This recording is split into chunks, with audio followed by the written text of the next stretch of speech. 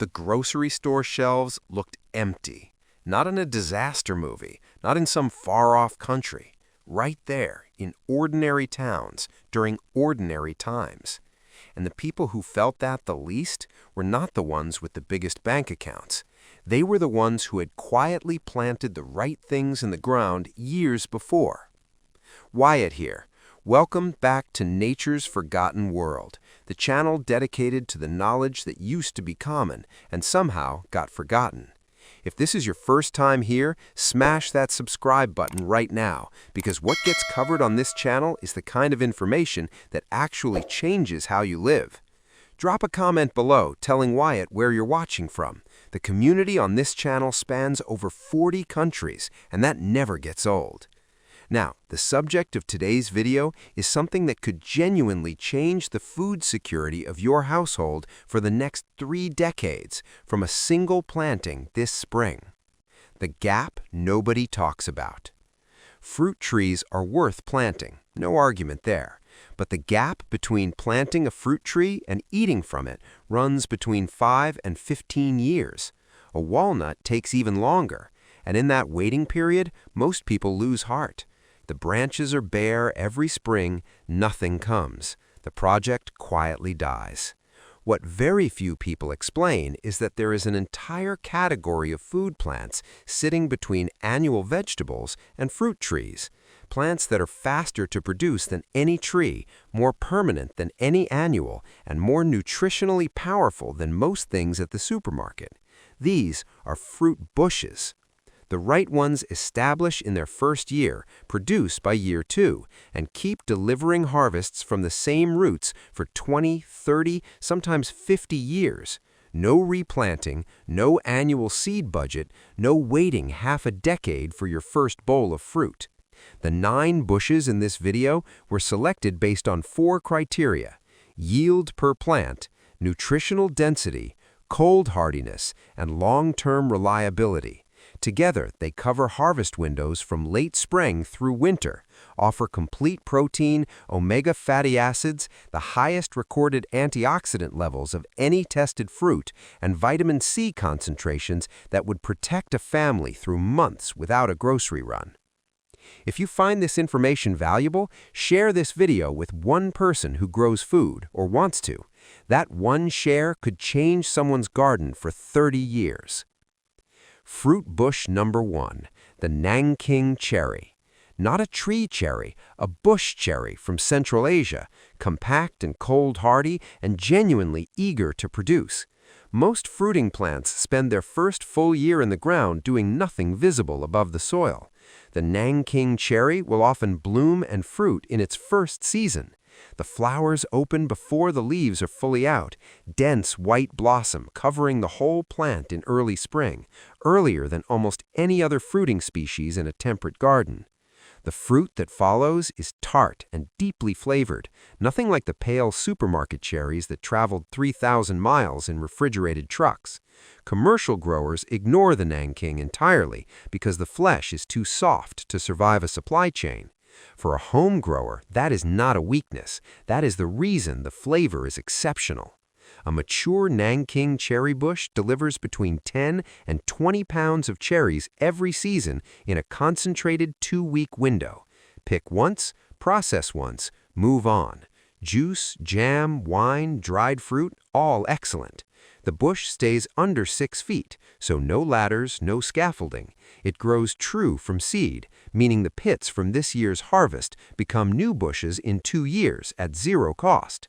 It handles drought once established, thrives in harsh continental climates where other stone fruits fail, and needs no grafting, no chemical spraying, and almost no maintenance. Planted this spring, fruit comes next. The Haskap, honeyberry. Cold climate gardeners, this one is not optional. The Haskap, also called the honeyberry, is a domesticated variety of wild honeysuckle native to the boreal forests of Russia and Japan, and it is engineered by evolution for cold in a way that no other fruiting bush can match. The flowers survive temperatures as low as -7 degrees Celsius without dropping the crop. A frost event that wipes out an entire apple harvest leaves a Haskap completely unaffected. The berries are oblong, blue-purple, and taste like a cross between a blueberry and a raspberry with a slight tartness underneath. But the flavor is not the headline. The headline is timing. Haskaps ripen several weeks before strawberries, making them the first fresh fruit of the entire year in most northern gardens. Newer cultivars reach 7 to 10 pounds per bush in year 2, scaling to 10 to 15 pounds per mature plant by year 5. Antioxidant levels in Haskap berries run approximately 3 times higher than blueberries by weight. They prefer slightly acidic soil and grow beautifully beside blueberries, giving 2 separate harvests from the same bed in the same season. Planting note: at least 2 different varieties are required for cross-pollination. Buy 2, plant them together, and they handle the rest. Documented Haskap bushes in Siberia are over 50 years old and still producing heavily. Fruit bush number 4, the Goumi. The Goumi earns its place in a productive garden twice, first as a fruit producer, second as a soil improver. Every other bush on this list takes nutrition from the soil to produce its crop. The Goumi puts nitrogen back. It is a nitrogen-fixing plant, pulling nitrogen directly from the atmosphere through its root nodes and depositing it into the surrounding soil. Plant a Goumi near heavy-feeding vegetables like tomatoes or squash, and those plants perform better without a single bag of purchased fertilizer. The berries themselves are bright red with distinctive silver speckles, ripening in early summer ahead of most other berries, filling a gap in the harvest calendar when very little else is producing. The flavor sits somewhere between tart cherry and rhubarb. Crucially, the seeds are edible and high in protein, meaning the entire berry gets eaten with nothing spit out. A mature Goumi produces 8 to 15 pounds of berries per year. Lycopene concentration in Goumi berries, the antioxidant compound associated with cardiovascular health, the same ones that made blueberries famous, are present in Aronia at concentrations blueberries cannot come close to matching. The fresh berry is astringent eaten raw, which is the main reason commercial agriculture ignored it and most gardeners have never seen it. Processed, cooked, dried, juiced, made into jam, that astringency disappears, and what remains is a deep, rich, nutritionally exceptional fruit with a shelf life that puts most berries to shame. Aronia begins producing in year 2. Mature plants yield 15 to 25 pounds annually. Cold tolerance reaches USDA Zone 3. The plant handles wet, heavy soil that would rot most other fruit bushes and asks almost nothing in ongoing maintenance. Because large-scale agriculture never widely adopted Aronia, the insects and fungal diseases that target commercial fruit crops have essentially no established interest in it. Aronia grows without the pest pressure that forces conventional growers into spray programs. Rosa rugosa, the rugosa rose. The rugosa rose is not a garden decoration that produces food on the side. It is a food plant that happens to be beautiful while it works.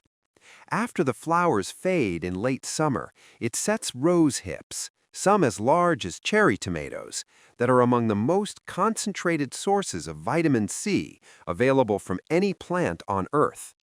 A small handful of fresh rugosa hips contains more vitamin C than a full bag of oranges. The hips hang on the canes well into winter and actually improve after the first hard frost, when cold converts starches to sugars, making them sweeter and easier to process. Tea, syrup, jam, dried powder. A single mature bush produces 2 to 4 pounds of hips per season. The thorns are dense and vicious enough to form an impenetrable physical barrier against deer, dogs, and anything else moving through the garden uninvited. Rugosa thrives in poor soil, tolerates salt spray and coastal conditions, resists most pests without intervention, and functions simultaneously as a productive food plant and a living perimeter fence that never rots and costs nothing to maintain year after year. Fruit bush number 6, serviceberry, Juneberry, Saskatoon. The serviceberry is a North American native with a food history that most modern gardeners have entirely forgotten. Indigenous peoples of North America selected serviceberries as a core ingredient in pemmican, the most calorie-dense, long-lasting preserved food ever developed on this continent. Dried meat, rendered fat, and dried serviceberries pressed together into cakes that lasted for years without refrigeration and sustained entire communities through the hardest winters. The serviceberry was chosen for pemmican not just for flavor, but for what happens during drying. The natural sugars concentrate. The shelf life extends from weeks to years. The nutritional profile, roughly 25% natural sugar by weight when fresh, combined with meaningful iron, calcium, and antioxidant levels, made it a genuine caloric and nutritional survival food, not just a supplement. A well-established serviceberry bush produces 15 to 30 pounds of berries annually. The fruit ripens gradually over several weeks rather than all at once, giving an extended harvest window instead of a single overwhelming glut. The plant tolerates partial shade and a wide range of soils, is drought-resistant once established, and carries significant disease resistance. Dried serviceberries store for years in a sealed container with no refrigeration required. Subscribe to Nature's Forgotten World for more content like this. The channel covers food plants, lost knowledge, and practical skills that belong in every household. Fruit bush number 7, the goji berry. Most fruit is essentially sugar and water. The goji is different in a way that matters. It is one of the only fruits on Earth that contains all 9 essential amino acids, making it a complete protein source, a category where fruit is almost never represented. At 13% protein by dry weight, with significant levels of iron, zinc, and B vitamins, the goji provides the nutrients most consistently missing from plant-centered diets. If the goal is a food system that genuinely reduces dependence on purchased groceries, a plant that provides complete protein, stores indefinitely when dried, and requires almost no maintenance belongs near the top of the list. The goji is a sprawling, vine-like bush native to the Himalayan foothills in China. It actually performs worse with too much water and fertilizer, pushing out leafy growth instead of fruit. It rewards strategic neglect. Fresh berries dry into small red raisins at room temperature, no processing equipment required, storing for months. A mature plant produces 7 to 10 pounds of fresh berries per season, reducing to roughly 2 to 3 pounds dried, and the dried form is where the nutritional density lives. Management note: the branches root aggressively if they touch the ground. Keep them off the soil and the plant stays contained and productive. Subscribe to Nature's Forgotten World for more content like this. The channel covers food plants, lost knowledge, and practical skills that belong in every household. Justaberry. The justaberry is a deliberate hybrid between blackcurrant and 2 varieties of gooseberry, bred specifically to eliminate the worst features of both parents. The thorns of the gooseberry? Gone. The fungal susceptibility of the blackcurrant? Gone. What remains is a vigorous, productive bush that generates fruit roughly 3 times the size of a standard blackcurrant, carries no thorns whatsoever, resists white pine blister rust, and delivers 10 to 15 pounds of berries per year from a mature plant. The flavor profile is layered, tart like a gooseberry when young, deepening into the rich, dark complexity of a blackcurrant as the berry fully ripens. The larger berry size means picking goes quickly. A full bucket fills in a fraction of the time it takes to strip an ordinary currant bush. The justaberry tolerates partial shade better than most fruiting plants, making it productive under nut trees or in filtered light where other bushes underperform. It holds its leaves unusually late in autumn, extending its productive season. It remains heavily productive for 20 years or more without replanting and has virtually no established pest pressure in North American gardens. Fruit bush number 9, Sea Buckthorn. Sea buckthorn is the most extraordinary food plant on this entire list. It survives temperatures down to -40 degrees Fahrenheit, a cold tolerance that puts nearly everything else here to rest. Like the Goumi, it fixes nitrogen, improving the surrounding soil while it produces. It tolerates salt, drought, coastal wind, and sandy poor soil that would kill most food plants outright. The thorns form a physical barrier that is genuinely impenetrable. The berries grow in clusters so dense they cannot be picked individually. The harvest method is to cut the entire branch and strip it, a technique that makes large harvests possible in short windows. What those berries contain is nutritionally extraordinary.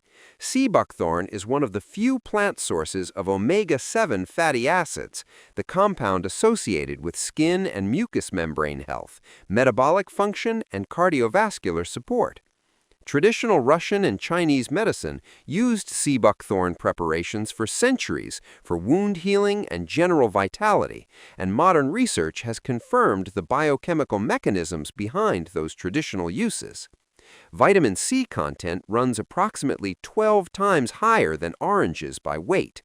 Vitamin E, carotenoids, and a complete profile of B vitamins round out a nutritional density that no other berry on this list approaches.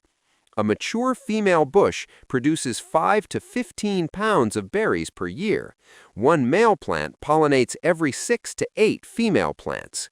The oil pressed from the berries and seeds is one of the most valuable plant oils in the natural health market, used in premium skincare, wound treatment, and nutritional supplementation, and sells at significant prices if surplus ever needs together as a system. This is where the real power shows. The Nanking Cherry and Haskap deliver fruit in years 1 and 2, while the rest are establishing roots. The Goumi and Aronia reach full production by year 3. The serviceberry, jostaberry, and goji hit peak output between years 4 and 5. The rugosa rose delivers vitamin C through winter when every other bush has gone dormant. And the sea buckthorn builds steadily through the middle years to become one of the most productive and nutritionally complete plants in the entire garden, still going strong 30 decades from now. 9 separate harvest windows, 9 distinct nutritional profiles, fruit from late spring straight through winter, complete protein from the goji, omega fatty acids from the sea buckthorn, the highest antioxidant levels ever recorded from the Aronia, vitamin C reserves that could protect a household through months without a supermarket run. All from plants that never need replanting, never require an annual seed purchase, and grow more productive every year rather than less. Fruit trees are worth planting, and this channel will continue covering exactly which ones earn their space and why. But trees ask for patience, and patience is the thing that breaks most people's commitment to growing their own food. These 9 bushes do not ask for patience. They ask for one afternoon of planting this spring, and they deliver next summer.